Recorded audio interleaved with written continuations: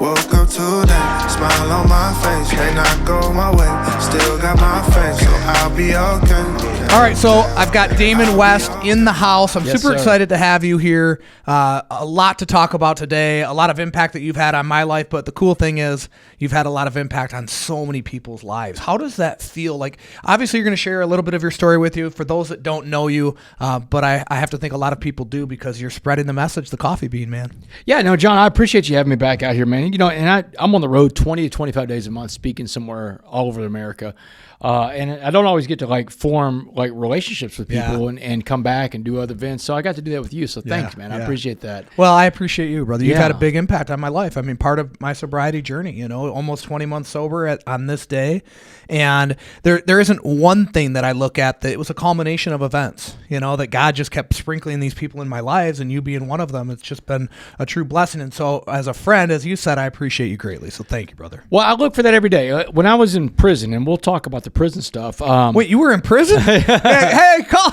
Oh, you were trying to book the other Damon. Yeah, I got the wrong Damon. Now, whenever I was in prison, I got into a 12-step program recovery, and that's when I learned how to pray. And so I had a spiritual awakening inside that prison. And I think it's very difficult for a human being to make the kind of gains that I've made in life without a spiritual component. Yes. Because I think that you have to have a spiritual component because there's only so many things you can control in your life. Yeah. In fact, I think you can control what you think, what you say, what you feel, and what you do. And if it's not one of those four things, you don't have control over. So if you don't control it, who does, right? Yeah. And so the big thing about recovery is, you know, you turn your life over to a higher power, and everybody gets to pick their own higher power. Mine's Christ because I'm a Christian. Yep. But I learned how to pray when I got into that spiritual awakening part of my life. And every day I've been praying for the same two things that I've been praying for since 2011 when I learned this prayer. And I would get on my knees in the prison cell, and I get on my knees now in hotel rooms most of the time and say this prayer. God, grant me the serenity to accept the things I cannot change. That's the serenity prayer. So the thing I pray for every day is God, put in front of me what you need me to do today for you, and let me recognize that when I see it. Because I don't want to miss whatever that is. Amen. That's it. And that's the only thing I pray for. And so when you got in touch with me 20 months ago and you're on your journey to try to stay sober, that's what I prayed for that day, John. So you just happened to step up, and the guy answered your prayers. Yeah, you helped keep me sober. That's how we stay sober. Yeah, I love that we're already on to our faith, right? Because I'm very vocal about that, even in a business like this. A lot of people that have a business such as we do, and for the listeners that don't know, we serve 1,000 families a year in real estate, and very blessed with that. And the Winner Circle has been huge, and I'm super excited for you to be a speaker tomorrow at that, because that's given me another way to impact more people. But I never shy away from our faith. And like you said, everybody has their own thing, and that's fine. I know who I am. I know who I belong to, which is Jesus Christ, and I'm okay with that. I accept that, and I want to talk about that. But a lot of people will say to me, because when they come into our circle, like one of the guys that I coach right now, who I met through the Winner Circle, he would say like, I want to talk to you about something. I'm like, okay. We talk about all kinds of stuff. What is it? He goes, I don't really have a faith in Jesus, and I'm like, oh, okay. And that whole thing has kind of now he is leaning towards that, and they ask the question like, how do I begin? And you started with it like prayer, right? Yeah, and I learned in prison that, and I'll go back to prison a lot, because prison for me was like a cocoon. I went in as a caterpillar, came out as a butterfly kind of thing when you think about a cocoon in nature.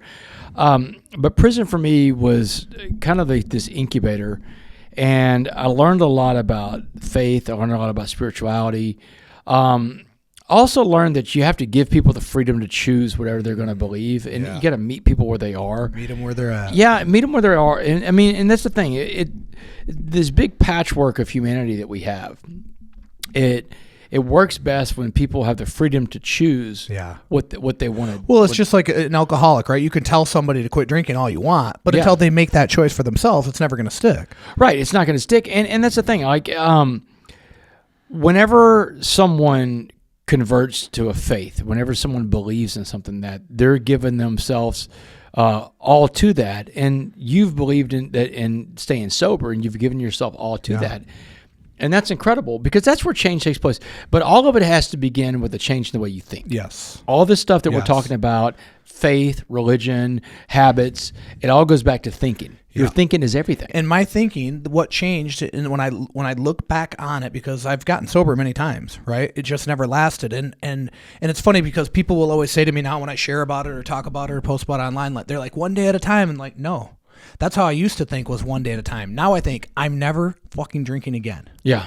And so much so where I can see my life when I'm 90 years old and the impact that it's had on my family and the people around me because I never drink again. So I don't have that, I used to try not to drink. Now I don't even think about it. Yeah. Because I just made the choice, I'm never drinking again. And I think a lot of people, when they dabble, and I was one of them, which is why I think this, when they go in and out of any addiction, probably it's like, listen, a lot of great people get lost to these things, right? Yeah. Just as you did in your youth. And it's not because we want to be bad people. There's a friggin' addiction there. And I feel like everybody has to figure out their way to beat it.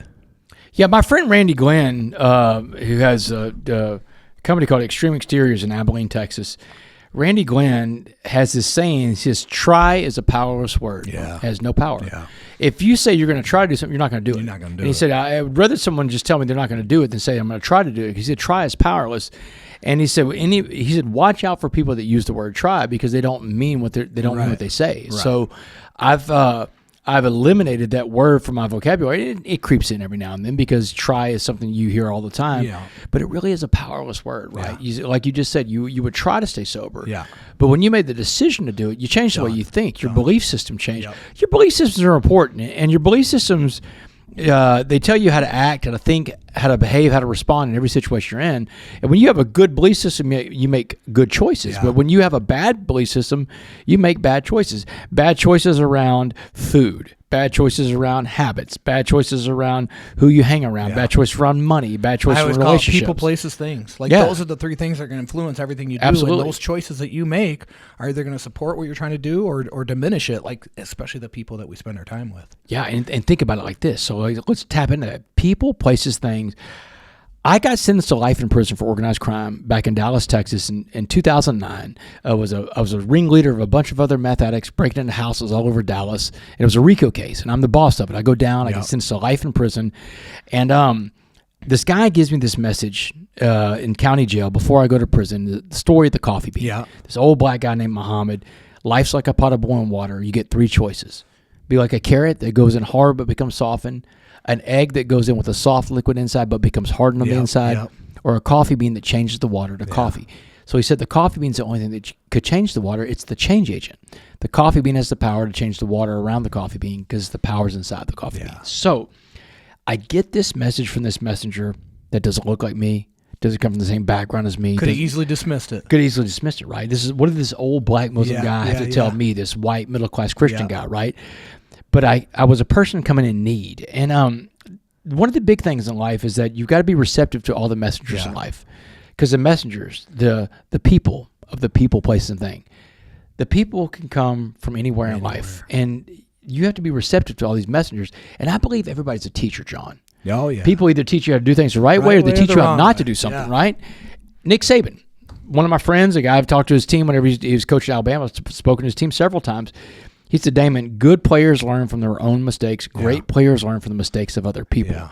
So I want to be a great player. And I think most people want to be a great player, but are you willing to put in the work and do that? Well, and so much of that, too, I think, is can you come from a place of vulnerability to open yourself up to see where you can improve and then hear that message from Muhammad, right? Because as soon as you say that, I think, well, yeah, but the guy that turned into the hard-boiled egg isn't going to hear that message because he's got his wall up, his ego's high, you know what I mean? Like, so being able to be in that moment of humility to receive that and then do something with it. Yeah, and that's the thing, like the people, from the people, places, and things. So I'm being sent to prison. The worst part of prison is a maximum security level 5 prison where all the lifers live because I got a life sentence. This is the most dangerous part of prison there is. I'm not going around exactly the best people, right? But you can bloom where you're planted. And that's the amazing thing. You can bloom where you're planted. Story. Yeah, and it's like, but I found the right people in there, or more importantly, they also found me, right? Yeah. There's a saying that says, when the student is ready, the teacher will appear. And you don't always get to pick who the teacher's going to be. I'm in a prison, man. Yeah. And I'm trying to become that coffee bean, and it's hard. I mean, my thinking is all off because when I first get to prison, I think it's a punishment. But my cellmate Carlos, my first cellmate in prison, he's telling me, no, prison's an opportunity. Again, a shift in mindset. mindset. Now we've got people around me that are good people. My family's coming to visit me. So I got, I find the right people in there, and some of them find me along the way. There's wardens. There's other people inside the prison system that see this guy that's really trying to become the best version of himself. Places. I'm inside of a dungeon, right? But again, you can bloom where you're planted. Yeah. I go around all over the world. It's 2025 that we're recording this right now. I got out of prison in 2015. I was on parole for the rest of my life. And in Overnight sensation, right? Overnight success. Yeah, man, it just happened overnight, right?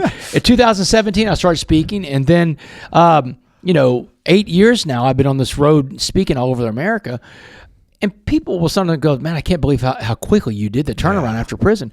But it didn't happen in prison. Started in prison. It didn't happen after prison. It started in prison. Yeah. I started building this brand, who this Damon West is, the coffee bean guy. That started being built in a maximum security level 5 prison in a dungeon. I got up every day in a dungeon and built this brand. Again, you can bloom where you're planted. That's like, what's his name? Bezos or whatever? What's the guy's name? Did it in his garage, right? Yeah. I mean, it just, you don't have to start off in a great place to be great. You just have to see yourself in a better place. You ever seen the movie Shawshank Redemption? Oh, yeah. That's you, baby. Yeah, so Andy Dufresne, the guy that was the innocent guy that goes to prison, he gets out of prison. He escapes from prison after 19 years in this dungeon, right? He swims through 500 yards of sewage. He tunnels through a wall. But he gets to this place called Zihuatanejo, Mexico. At the very end of the movie is when you see him on the beach in Mexico. And Andy, the only way he survived 19 years in Shawshank prison is Andy always saw himself on the beach one day. He always knew he was going to be at that beach one day. He envisioned himself. Yes, that vision. And the darkest of times, the worst of places, he could always see himself in Zihuatanejo one day. And that's something we all have the power to do. Yeah. We have to figure out what our own Zihuatanejo is and envision ourselves in that moment, because that's how Andy survived, and that's how I survived, and that's how you are going to survive. Yeah. If you want to become a better version of you, and you're stuck in a place right now, you don't have to be in a prison cell, a real prison cell to be in prison. I meet more people be imprisoned inside of their own mind. Absolutely. Yeah. I meet more people in the free world that are locked up than I ever did when I served time in a real prison. John, more people are in prison by their thoughts, by their things, and by their prejudices than by steel bars and barbed wire and concrete combined. It's wild. Yeah, it's wild. Well, I think that what is really interesting is life after that, right? Because we could talk the whole podcast about being in prison. Yeah. You went to prison. You served 7.5 years, I believe. 7 years, 3 months. 7 years, 3 months. You remember those dates way better than I do. Oh, yeah. Well, if we're really talking about 7 years, 3 months, 18 days. Yeah, exactly. So, who's counting? Exactly. But yeah, then I made parole. I'm on parole for till 2073. So I got to be on parole for the rest of my life, which means there's a lot of rules hanging over me. But people ask me, they're like, man, what's it like being on parole for the rest of your life? I'm like, well, whole lot better in prison. I haven't lived the rest of my life, but I can tell you what it's like living in a prison cell. Yeah. Like, I don't wake up in a prison cell anymore. Every day that I wake up and my feet don't hit the cold concrete floor of a prison cell, I am winning. That's a day. That's my mindset, man. I have not had a bad day since I got out of prison, because my worst day out here is better than my best day in there. Right back in there. Yes, and that's the mindset shift that happened. Prison was a place that preserved me. It didn't just preserve me.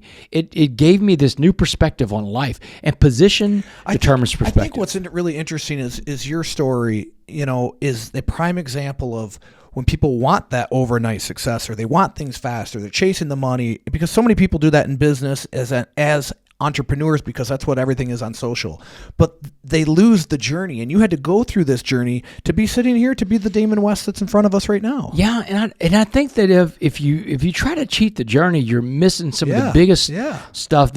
You're missing some of the elements. Try to tell this story without Muhammad, without what I mean, all of those pieces. If you try to cheat the journey to where you get where you want to go in life, you're cheating yourself also on some of the stuff you're going to need, the grit, the determination, the perseverance that you're going to need again, because this comes in cycles. It comes in waves. When I got out of prison, there weren't a lot of places for me to speak.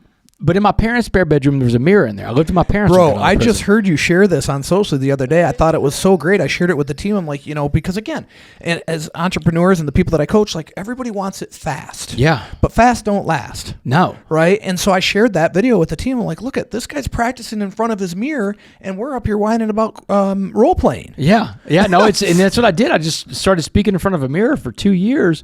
And my opportunity, 2 years. 2 years, man. There were speaking engagements engagements here and there. I would go to a Rotary Club or a church group or but then or you're a coming high back and school. refining it to make it better, right? Yeah, and I'm practicing, man. I'm trying out new stuff, and in front of that mirror, man, I'm getting my reps. Yes. Anything you want to be good at in life, you have to practice in life, because again, there's no such thing as an overnight success. Yep. And my big break comes in 2017. Dabo Sweeney, in a room full of 8 coaches that night, 7 coaches tell me no. Dabo Sweeney's the last coach I talked to that night. He says yes. He lets me come and talk to his team. And then Dabo, he called Nick Saban. He called Kirby Smart. He called Lincoln Riley, Lane Kiffin, Chip Kelly. Every coach in America he called and said, hey, you got to bring this guy in. Dabo became my biggest advocate. Or in business terms, he becomes the client that turns the whole Rolodex over to me, right? And then he introduced me to a guy named John Gordon. And John Gordon's one of the biggest motivational speakers and authors in America. Yeah.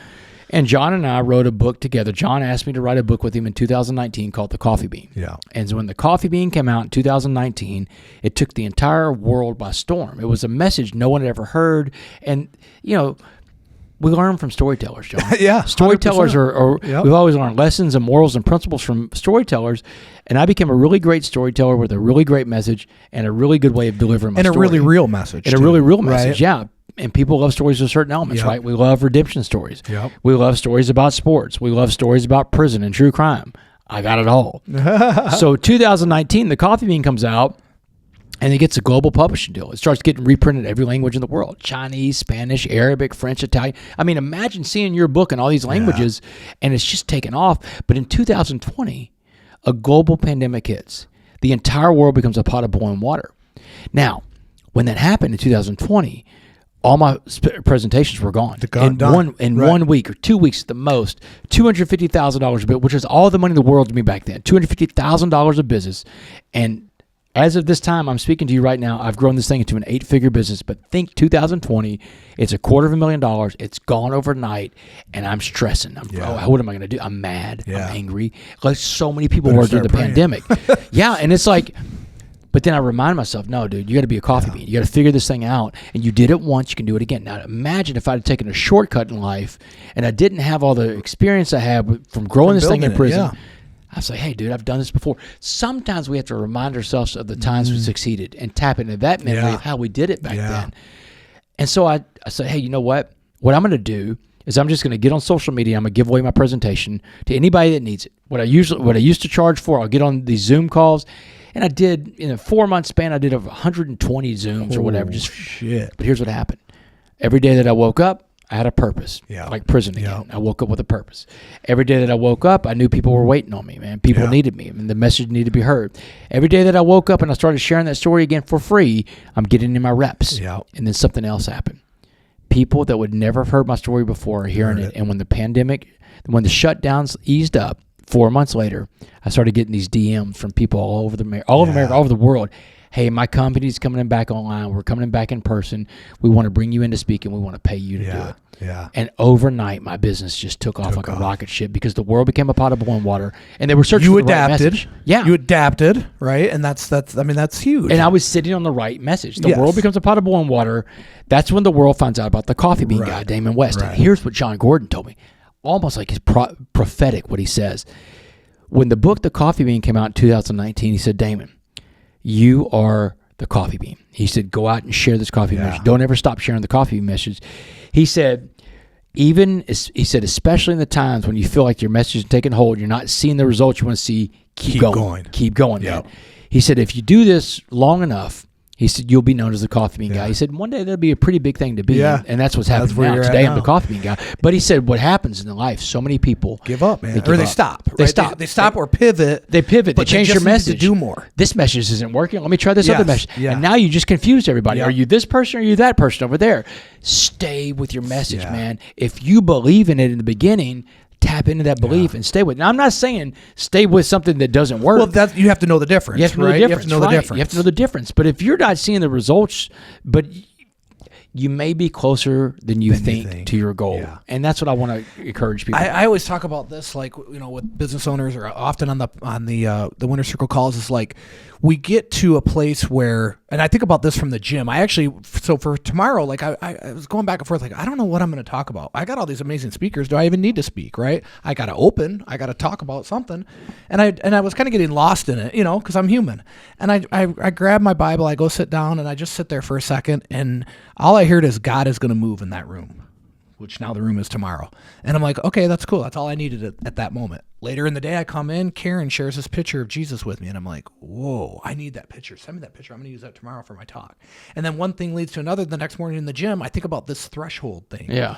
And so the threshold in this scenario is like, as we get closer to something that we have not done yet, we start to reach a threshold. Or we're in a gym and we're working out and we have so much weight on the bar and we can't get the bar up yet because we haven't broke through that threshold. Right. And so how do you get through the threshold? You got to fucking keep going. Keep going, man. You got to keep going. But once you break through it, then you kind of, it's like you now go to the next level. Right. And then you're going to reach that next threshold again. And so many people stop when they hit the threshold. And you're so right. And here's what else I've learned about the threshold. Just like the space shuttle, remember the space shuttle? Oh, yeah. Used to I remember go in off into space. School when it blew up. And even these rockets that Elon Musk is sending out right now, and SpaceX and stuff like that, all these rockets, all these ships that go to space, they have to have a booster rocket to get them there, right? Because we don't have a machine that can get there on its own.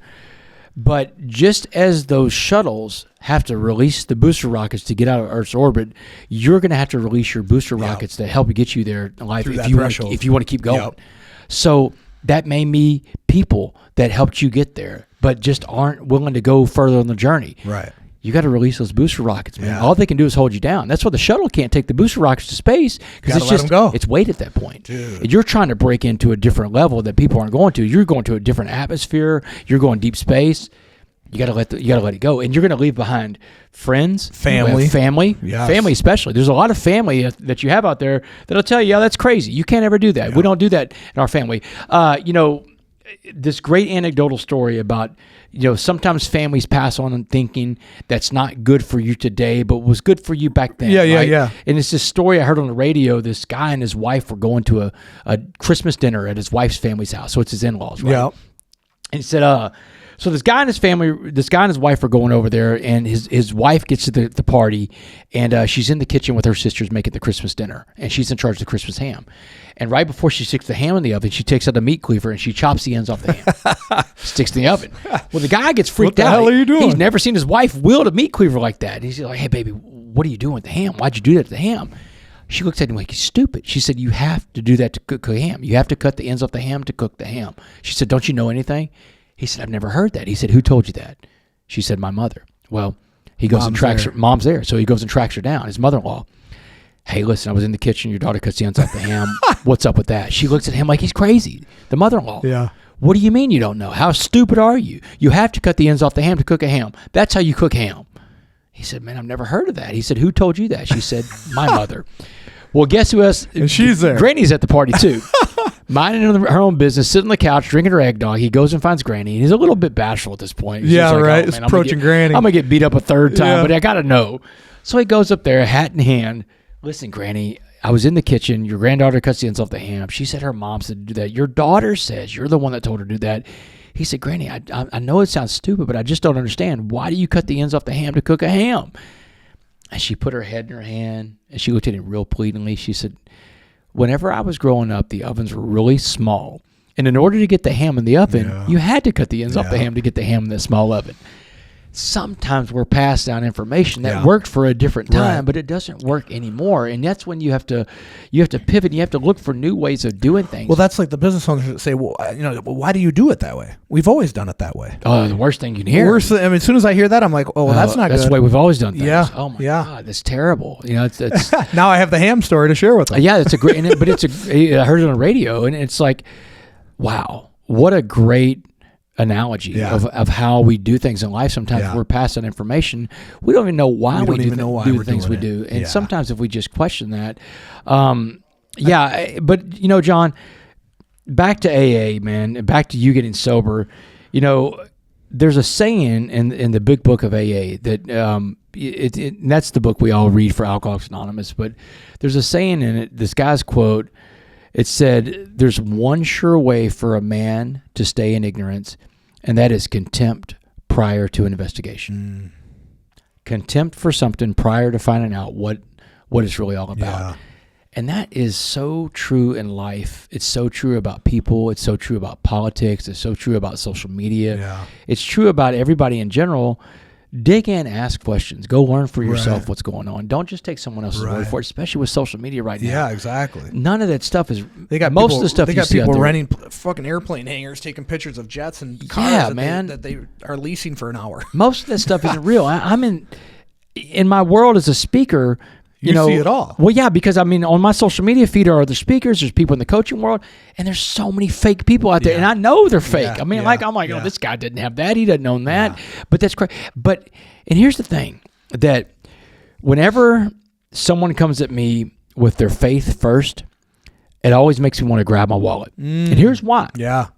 Because people that are into public professions of faith without me understanding where your faith really is by your actions, freak me out. Because, you know, anybody can say anything. A pair of lips, as they say in prison, a pair of lips will say anything, right? But if you want me to know you're a Christian, show me you're a Christian. Yes. And you do this in your own life. I know your family. I follow you. Show me you're a Christian. Show me the stuff that shows up in red ink in the New Testament. Show me love. Show me compassion. Show me humility. Show me grace. Show me mercy. Serve other people. And when someone wrongs you, show me that stuff in red ink that says, let he without sin cast the first stone.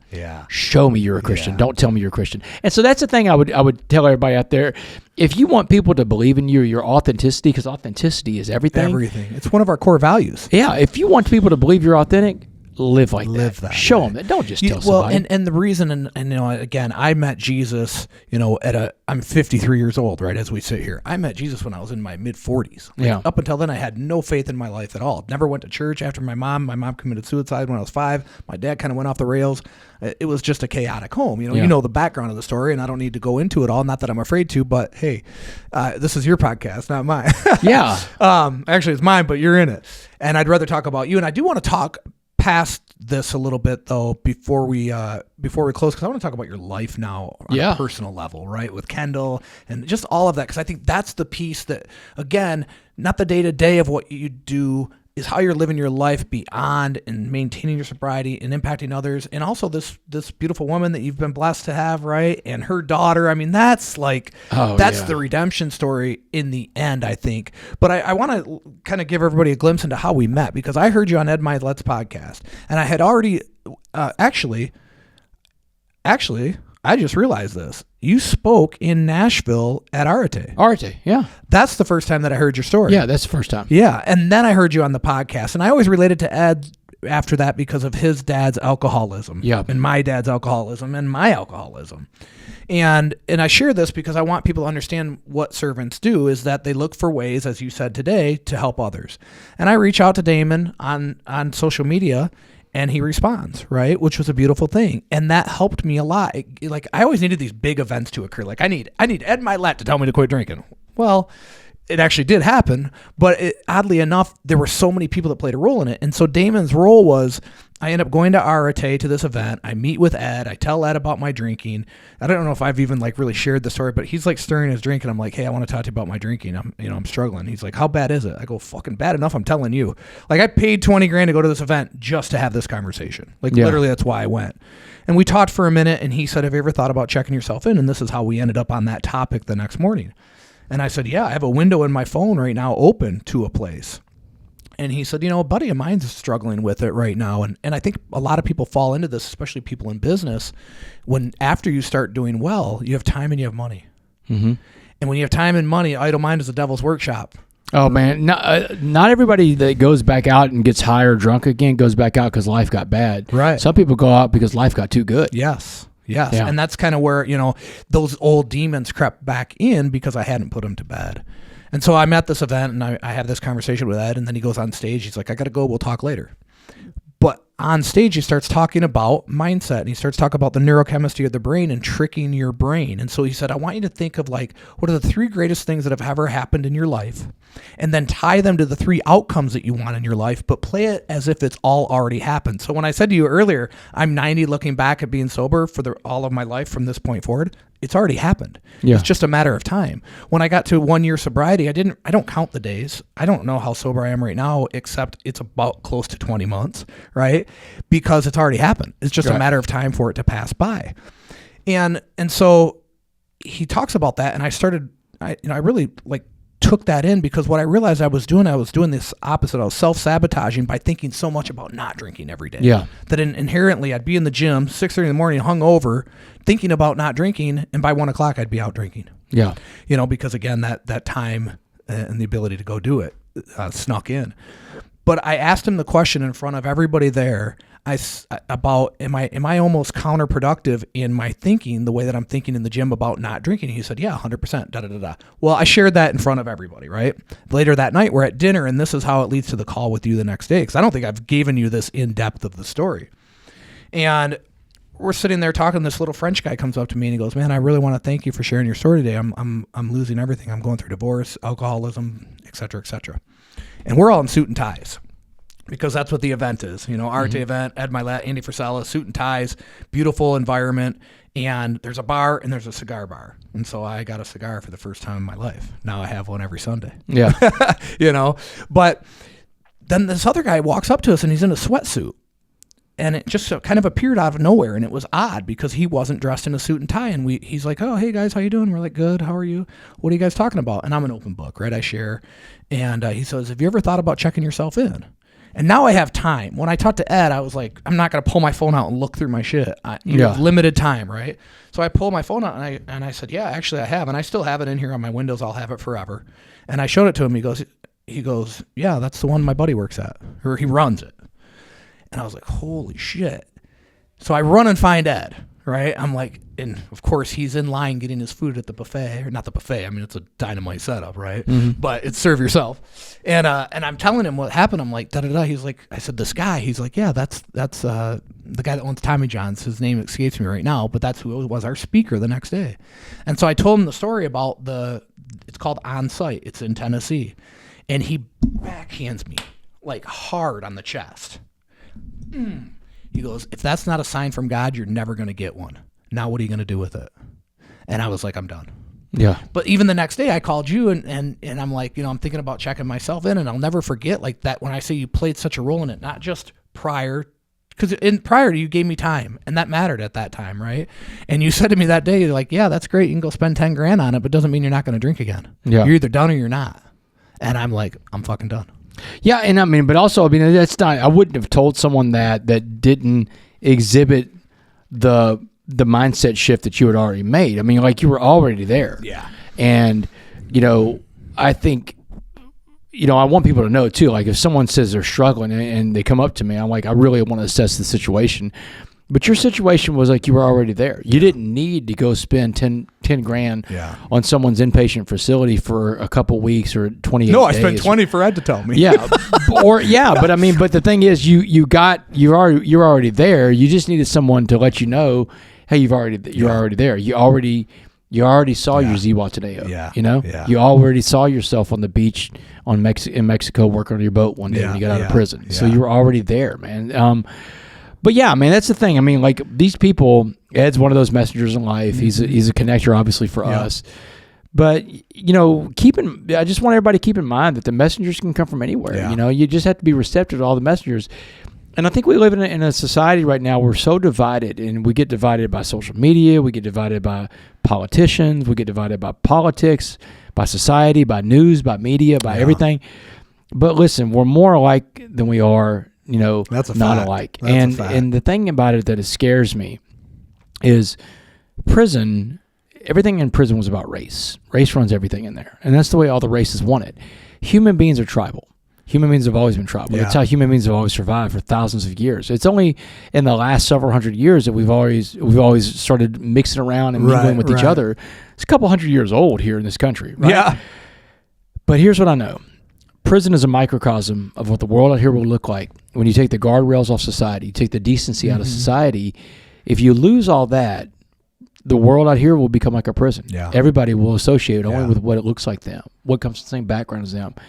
And I think that we run the risk of that, and it's a very sad thing because I think there's so much strength and diversity. But you just got to find the people you mesh with. Yeah. That's the important thing. Find your circle, right? Find your circle. I want to talk about, because, I mean, when you first came over to my house, it makes me freaking, you flew in at fucking 1 a.m, basically, right? Yeah. Sent a guy to pick you up at the airport. You came home, and my wife had a chance to meet you. And my wife, there's a million things going on in our house every day. And she's met a million of people that she never expected to meet. And after a brief conversation in the kitchen, and we went whatever we did, and she goes, I really like that guy. Cool. He's a really good guy. And I'm like, yeah, I know, baby. I've been telling you. She's like, yeah, but you're telling me that about everybody, you know? And but you shared some things that I thought, and I want to go into, your relationship with Kendall and your daughter. Yeah. Is it stepdaughter? Stepdaughter, yeah. I was going to say daughter-in-law. Stepdaughter, because you shared some things that I thought were really interesting there. And there's a lot of people, especially nowadays, in that dynamic. So first of all, how did you meet Kendall? And then tell us about your style and the way that you handle fathering, essentially, another woman's daughter. Yeah, so whenever I was in prison, I would lay in my bunk, and I thought to myself, man, there's no one that'll ever want me again. No. Low self-worth, Yeah.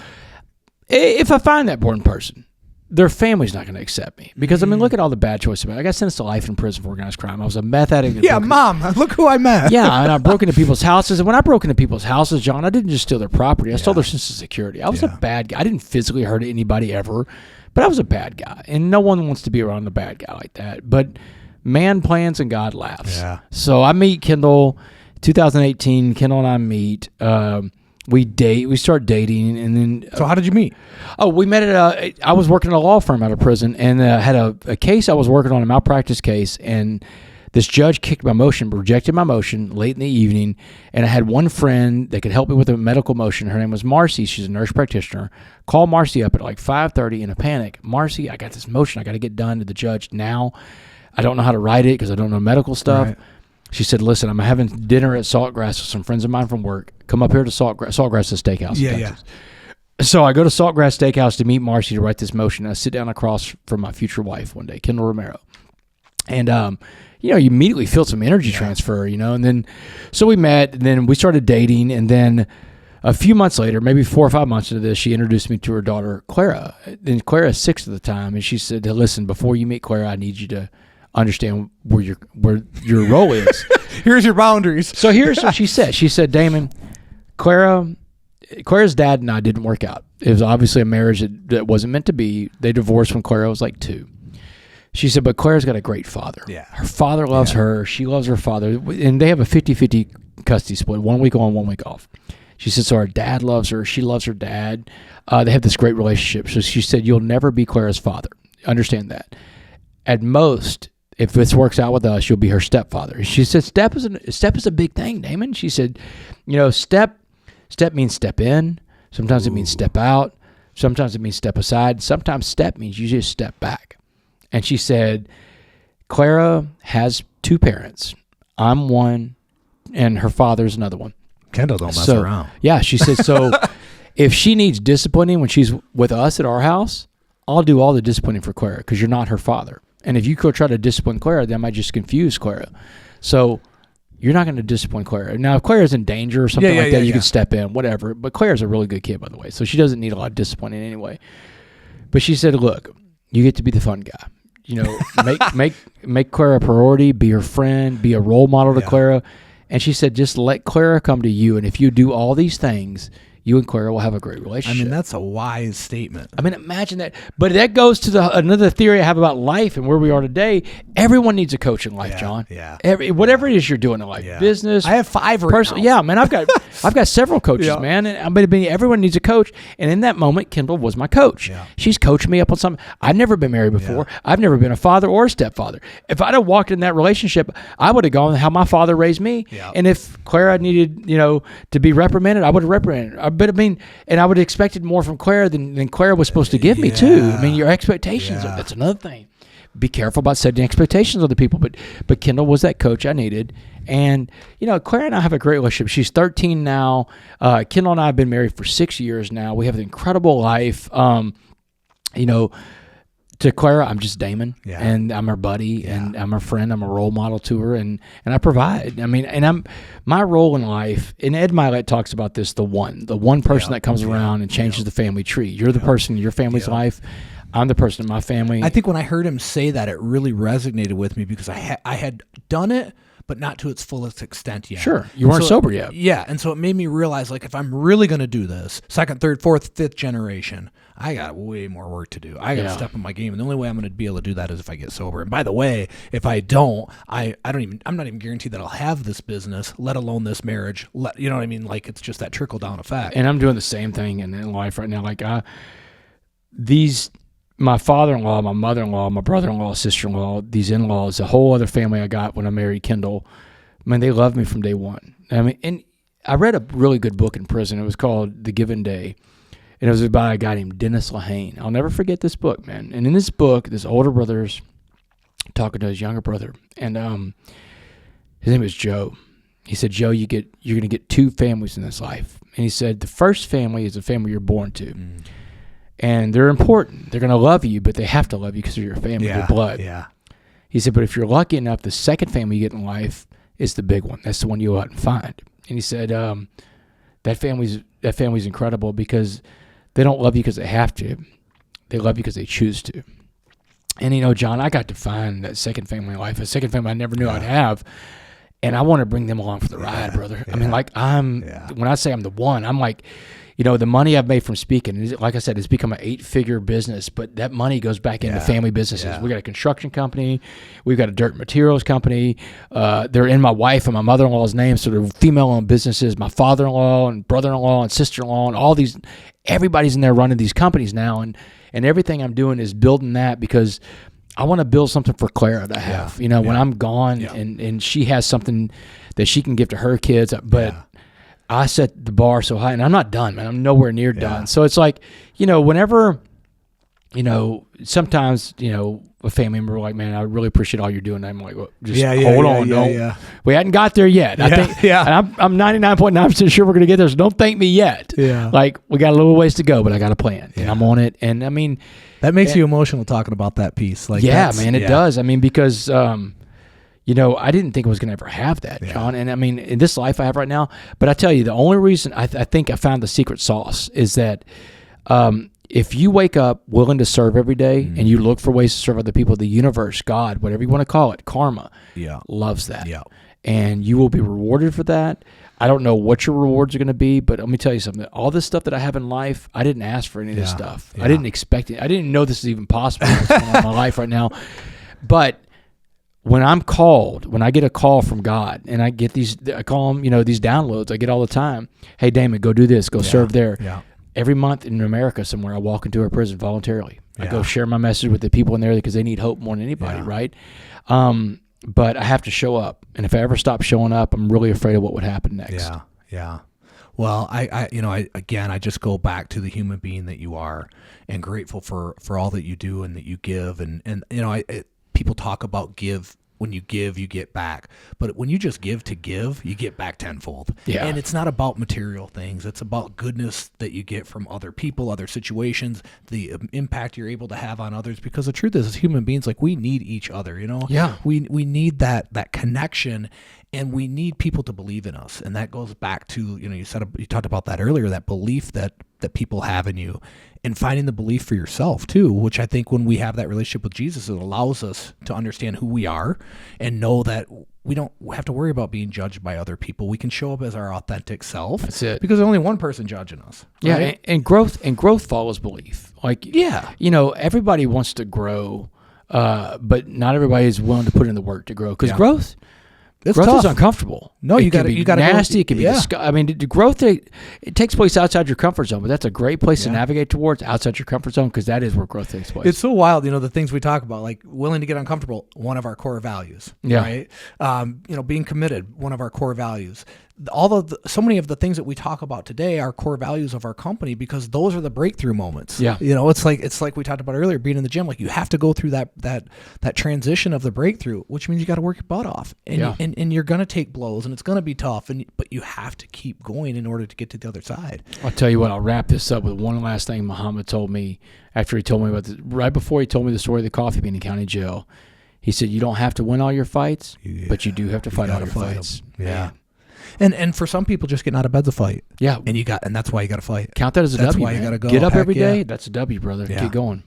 Brother, thanks a lot, man. Appreciate it. Love you too, man. Thanks for having me today. Thank you. All right, guys. Thank you so much for checking us out. You can check out Damon on, all over social media. DamonWest.org and Damon West 7 on social media. Yeah, I mean, if you want a guy, he just got done speaking to our team. He's speaking at our mastermind tomorrow. If you want a guy to come motivate your team for the right reasons, which is that servant mentality and that reinforcement of that, get with Damon. Tremendous human, tremendous speaker, and I just highly encourage you to reach out to Damon and get him involved in your business and in your life. So thank you, brother. Thanks, brother. Appreciate you. I'll be okay.